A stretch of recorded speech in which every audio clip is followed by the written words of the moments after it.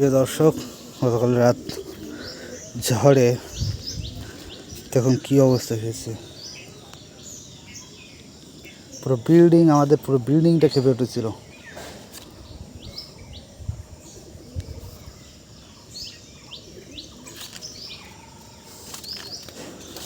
আমাদের পুরো বিল্ডিংটা কেঁপে উঠেছিল এটা পড়ার পরে।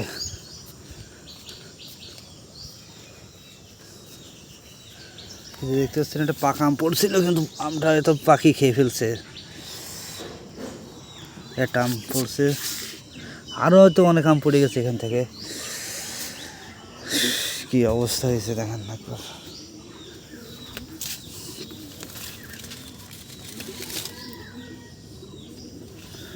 দুইটা আম পেয়েছি, আর এই পুরো বিল্ডিং কেঁপে উঠেছে এটার জন্য।